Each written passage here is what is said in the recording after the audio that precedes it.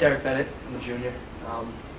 You guys are all obviously very creative people, and I'm actually about to dig my own grave here because I work for Pam.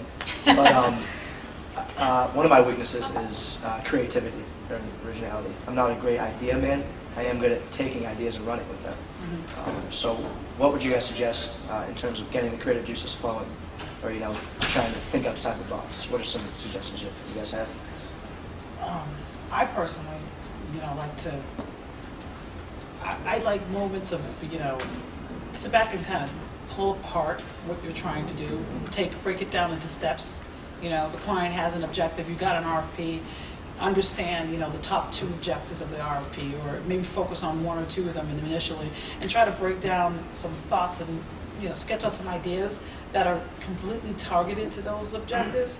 And then, when you do that, it might open up your thought process. You might see it clearer than you did when you just kind of scanned it. You really have to take time sometimes. What I do sometimes, because the day is always running, when I know I have to come up with a creative idea for someone, for a client, I print out the RFP and I literally highlight it.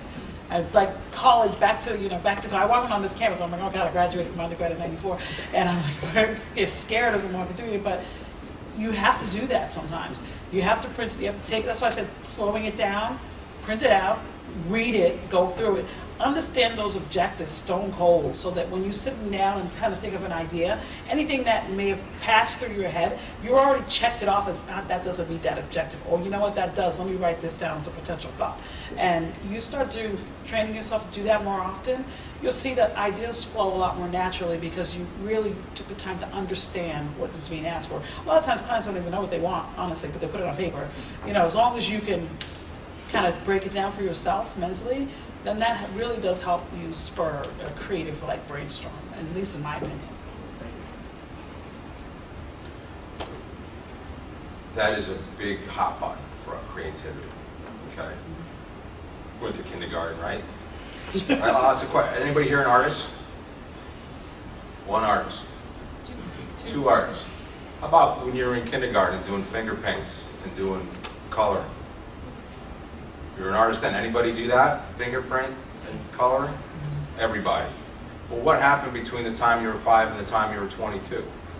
The point is everyone's born creative. Your belief system wreaks havoc with your creativity. You're a victim of your peer group, your parents, your religion, all the social things that are out there. Start inhibiting your brain to be creative. So we always advocate, everybody's just think out of the box. We don't have a box.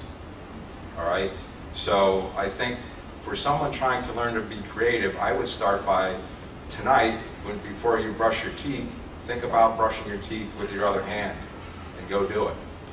Go to school a different way. Read a different magazine that you never thought you would read, Popular Mechanics, or start training yourself to your right brain. That's where your creativity lies.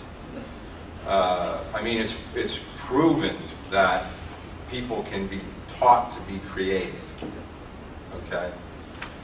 So there are various things you can do to train yourself to be creative. One of them is creating alone time. That's one of the best things you can do, is set time aside for yourself and reflect on, am I busy or am I getting things done? Is my list in the proper order? But I would really, there's a book I can give you after that you can read. The guy's name is, there's 1 chapter in there that talks about personal creativity and how you can develop it step by step. It's so important in our industry, or any industry. That will separate you from the rest of the bunch. Because you guys got to ask yourself the question, look at you, there's a bunch of seniors here. There's 304 sport management programs out there. Why should I hire you? What makes you different? So what have you done during your career, or what have you done on your job, or what have you done in your personal life that's going to make me want to say, okay, come in for an interview? It's really developing that ability to see opportunity. That's going to be huge for you in the sport industry, and especially in this industry. That's something that I think if we all kind of picked apart our backgrounds, that's how we differentiated ourselves in every single job. and whether you really kind of consciously realize it or not, is you did something different than everybody else working there, or you did something different to get in there in the first place. Like I worked in retail, but I was able to creatively use that and spin that in the interview to get the sales job at Reebok, okay? So it's always about differentiating yourselves, and if you really look at your experiences and what you've done, you've just got to focus on what did you do differently? You know, how can you differentiate yourself? I always like to say start with problem solving. If you naturally solve problems, then you're looking at things from different angles. So you have it in you. You know, there's the problem solver and there's the problem announcer in life, right? You got a lot of people that are constantly telling us what's wrong, yabba dabba do, the whiners, right? But if they're not also coming up with a solution, I challenge how creative they are. You know, they're pretty pessimistic. So. We're out of time. I just wanted to make 2 comments. First, thanks for the panel and thanks for the organizers. 2 things I think are apparent here.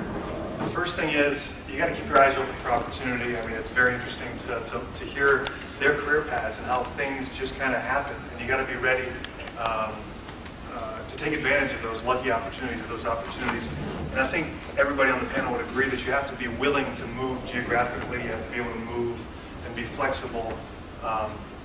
If that's your career aspirations, you have to be willing to move. And the other thing is, I would encourage you all, and I know you guys are looking for jobs, so this is way out of your minds, but to give back, pay it forward, so to speak. Come back to events like this so that you can help the next generation of sport management students when you guys are there someday, because I think we're all very thankful for these 4 and the other 12 panelists that have come here today to kind of give back. And I know that's a long way away for some of you guys, but just remember your alma mater.